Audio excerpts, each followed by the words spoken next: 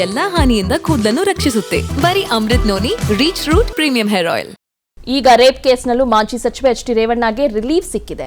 ಲೈಂಗಿಕ ದೌರ್ಜನ್ಯ ಪ್ರಕರಣದಲ್ಲಿ ರೇವಣ್ಣಗೆ ಕೋರ್ಟ್ ಮಧ್ಯಂತರ ಜಾಮೀನು ನೀಡಿ ಆದೇಶ ಹೊರಡಿಸಿದೆ. ನಾಳೆ ಮಧ್ಯಾಹ್ನದವರೆಗೂ ಮಾತ್ರ ಜಾಮೀನು ನೀಡಿ ಬೆಂಗಳೂರಿನ 42ನೇ ಎಸಿಎಂಎಂ ನ್ಯಾಯಾಲಯ ಆದೇಶ ಹೊರಡಿಸಿದೆ. ಹಾಸನದ ಹೊಳೆನರಸೀಪುರದಲ್ಲಿ ದಾಖಲಾಗಿರುವ ಲೈಂಗಿಕ ದೌರ್ಜನ್ಯ ಪ್ರಕರಣ ಸಂಬಂಧ ರೇವಣ್ಣ ಬೆಂಗಳೂರಿನ 42ನೇ ಎಸಿಎಂಎಂ ಕೋರ್ಟ್ಗೆ ಜಾಮೀನು ಅರ್ಜಿ ಸಲ್ಲಿಸಿದರು. ಇಬ್ಬರ ಶ್ಯೂರಿಟಿ 5 ಲಕ್ಷ ರೂಪಾಯಿ ಬಾಂಡ್ ಒದಗಿಸುವಂತೆ ಷರತ್ತು ವಿಧಿಸಿ ಜಾಮೀನು ಅರ್ಜಿ ವಿಚಾರಣೆಯನ್ನು ನಾಳೆ ಮಧ್ಯಾಹ್ನ 3 ಗಂಟೆಗೆ ಮುಂದೂಡಲಾಗಿದೆ.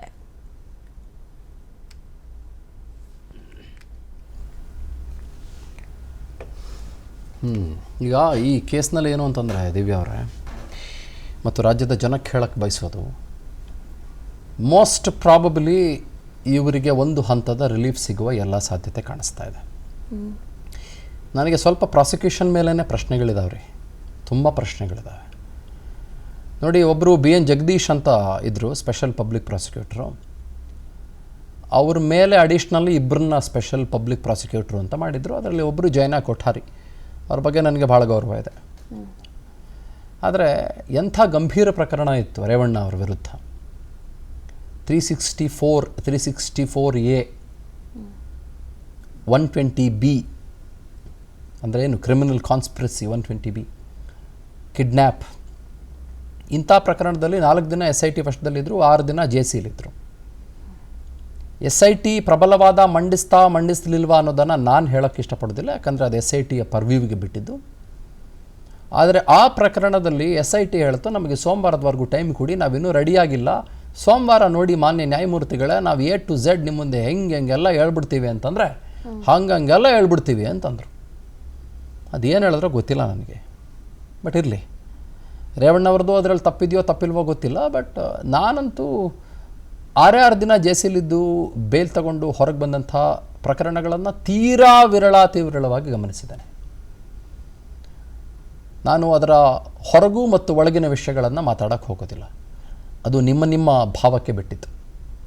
ಇಲ್ಲಿ ನನಗೆ ಭಾಳ ಸ್ಪಷ್ಟವಾಗಿ ಅನಿಸಿದ್ದು, ಹಾಗಾದರೆ ರೇವಣ್ಣನವರ ಮೇಲೆ ಅಷ್ಟು ಗಂಭೀರ ಪ್ರಕರಣಗಳನ್ನು ಯಾಕೆ ದಾಖಲು ಮಾಡಿದ್ರಿ ಹಾಗಾದರೆ? ಅವ್ರು ತಪ್ಪೇ ಇಲ್ಲ, ಹಾಗಾಗಿ ಬೇಲ್ ಕೊಟ್ಬಿಟ್ರು ಅಂತ ನಾನು ಹೇಳ್ತಾ ಇಲ್ಲ, ಗೊತ್ತಿಲ್ಲ, ಅದು ನ್ಯಾಯಾಲಯ ತೀರ್ಮಾನ ಮಾಡಿಕೊಳ್ಳಿ. ಬಟ್ ಭಾಳ ಗಂಭೀರ non bailable sections, biggest sections, toughest sections. SIT ಅದನ್ನು, ಪ್ರಾಸಿಕ್ಯೂಟರ್ ಅದನ್ನು ಡಿಫೆಂಡ್ ಮಾಡಿಕೊಳ್ಳುವಲ್ಲಿ ಆ ಹಂತದಲ್ಲಿ. ನನ್ನ ಜೀವನದಲ್ಲಿ ನಾನು ಮಾತ್ರವಲ್ಲ, ನನ್ನ ಕೂದಲು ಕೂಡ ಆಗಿರಬೇಕು ಸ್ಟ್ರಾಂಗ್ ಅಂಡ್ ಸ್ಟೈಲಿಶ್. ಬರೀ Amrit noni reach root premium hair oil ನೊಂದಿಗೆ. Reach root premium hair oil.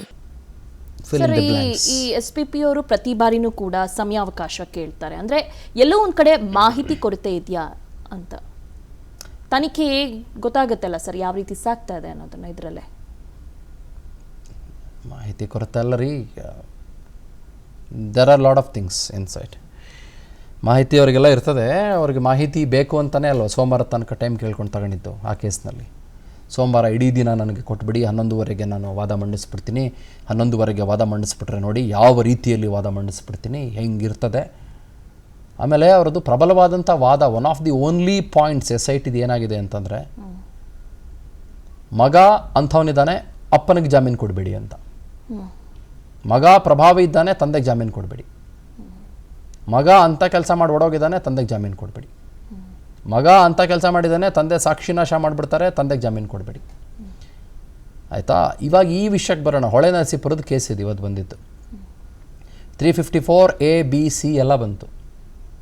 ಅಂದರೆ ಔಟ್ರೇಜ್ ಆಫ್ ಮೊಡೆಸ್ಟಿ ಆಫ್ ವಿಮೆನ್, ರೇವಣ್ಣನವರ ಮೇಲೆ ಬಂದಂಥ ಪ್ರಕರಣ.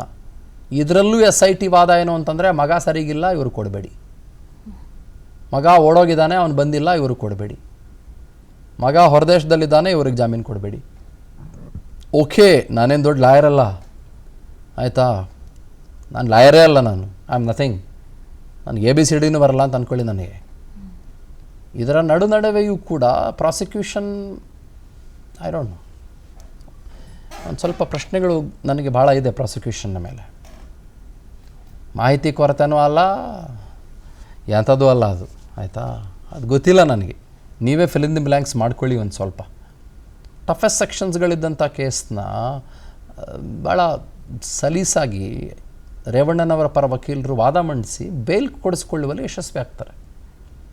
ಇದು ಇವ್ರ ಮೇಲಿರೋ ಈ ಪ್ರಕರಣ ಬೇಲಬಲ್, ಅದೆಲ್ಲವೂ ಇದ್ದಿದ್ದು ನಾನ್ ಬೇಲಬಲ್. ಅರ್ಥ ಮಾಡ್ಕೊಳ್ಳಿ, ಅಷ್ಟು ಸುಲಭವಾಗಿ ಬೇಲ್ ಸಿಗೋ ಪ್ರಕರಣ ಆಗಿರಲಿಲ್ಲ ಯಾವುದೂ. Kindly understand, these are the cases which are lodged in Hole Narasipura. outrage of modesty of women, etc., etc., etc., are the cases which are bailable by the honorable court. ಇಲ್ಲೂ SIT ಅದೇ ವಾದ. ಮಗ ನೆಟ್ಟಿಗಿಲ್ಲ, ಅಪ್ಪಂಗೆ ಕೊಡ್ತೀರಾ. ಮಗ ಒಳಗಿದ್ದಾನೆ, ಅಪ್ಪಂಗೆ ಕೊಡಬೇಡಿ. ಇನ್ನು ಬೇರೆ ಏನಾದರೂ ಹೇಳ್ಬೇಕಲ್ಲ ಅವ್ರು ಬಿಟ್ಟು, ಅದನ್ನು ಬಿಟ್ಟು ಎಲ್ಲ ಹೇಳ್ತಾರೆ ಪಾಪ, ಅವ್ರಿಗೆಲ್ಲ ಗೊತ್ತು. Still I will keep quiet, I don't want to comment. ಅನುಕ್ಷಣದ ಸುದ್ದಿಗಳಿಗಾಗಿ Vistara news YouTube channel subscribe ಮಾಡಿ. ಹೊಸ ಸುದ್ದಿಗಳ ನೋಟಿಫಿಕೇಶನ್ಗಾಗಿ ಬೆಲ್ ಐಕಾನ್ ಕ್ಲಿಕ್ ಮಾಡಿ. ಲೇಟೆಸ್ಟ್ ಅಪ್ಡೇಟ್ಸ್ಗಾಗಿ www.vistaranews.com ವೆಬ್ಸೈಟ್ಗೆ ವಿಸಿಟ್ ಮಾಡಿ. ಅಂಗೈಯಲ್ಲೇ ಜಗತ್ತಿನ ಸುದ್ದಿ ತಿಳಿಯಲು Vistara news Kannada app download ಮಾಡಿ.